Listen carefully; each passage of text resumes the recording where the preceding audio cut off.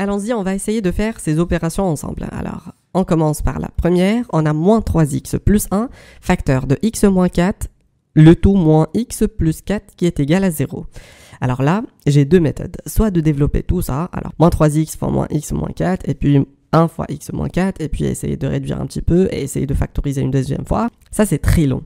Mais je vais essayer de remarquer un petit truc au début. Là, je vois que j'ai x moins 4, et ici, j'ai moins x plus 4. C'est à peu près la même chose. Sauf qu'ici, j'ai x, et là, j'ai moins x, et là, j'ai moins 4. Par contre, là, j'ai plus 4. Ce sont des opposés, bien sûr. Alors, donc, je vais dire, tiens, là, je vais factoriser par un moins 1. Comme ça, je vais avoir des termes identiques. Alors, moins 3x plus 1, facteur de x moins 4, moins facteur de x moins 4. Et voilà, j'ai factorisé moins x plus 4 avec un moins. Et voilà, je trouve maintenant un facteur commun. C'est le x moins 4. Je vais le mettre en facteur. X moins 4, facteur. Si je le cache dans le premier terme, il va me rester moins 3x plus 1. Et puis, si je le cache dans le deuxième terme, il va me rester rien. Donc, je vais dire, tiens, je dois le remplacer par 1. Pourquoi? Parce qu'en fait, si je développe, je vais avoir x fois moins 4 fois moins 3x plus 1, ce qui va me donner le premier terme qui était là.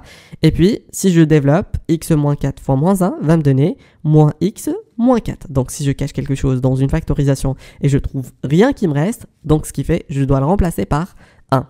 Allons-y, on continue. Donc, j'enlève les parenthèses à l'intérieur. Alors, x moins 4, facteur de moins 3x plus 1 moins 1, qui est égal à 0. Là, j'ai une petite simplification. Le plus 1 avec le moins 1. Donc, qu'est-ce qui me reste? Il me reste x moins 4 facteur de moins 3x qui est égal à 0. Donc, elle est sous la forme d'un a fois un b qui est égal à 0. Donc, ce qui fait soit le a qui est nul, soit le b qui est nul. Donc, x moins 4 est égal à 0, donc x est égal à 4. Ou moins 3x est égal à 0. Je sais très bien que moins 3 n'est pas nul. Donc, ce qui fait, c'est le x qui est égal à 0. Donc, l'ensemble des solutions ici, c'est 0 et 4. Et on peut vérifier. Allons-y, on va remplacer par 0 dans la première équation. On a moins 3 fois 0, ça donne 0, plus 1, facteur de 0 moins 4, moins 0 plus 4. Allons-y, on va voir est-ce que ça nous donne 0 ou pas. Alors là, j'ai 0 plus 1, ça donne 1. Et puis 0 fois moins 4 me donne moins 4. Donc 1 fois moins 4 me donne moins 4.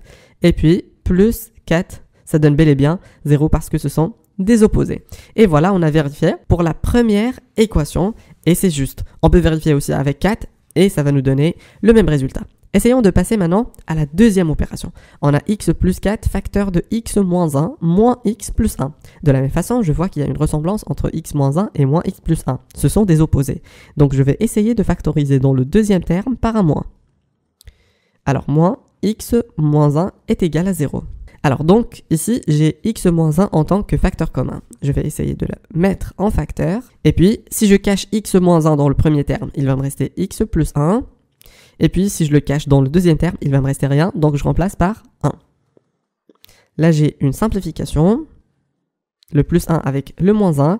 Qu'est-ce qui me reste? X moins 1 facteur de x, qui est égal à 0. Donc, c'est bien. J'ai maintenant un a fois un b qui est égal à 0. Produit nul, donc ce qui fait soit le a qui est égal à 0, ou bien le b est égal à 0. Donc l'ensemble des solutions, c'est x est égal à 1 ou x est égal à 0.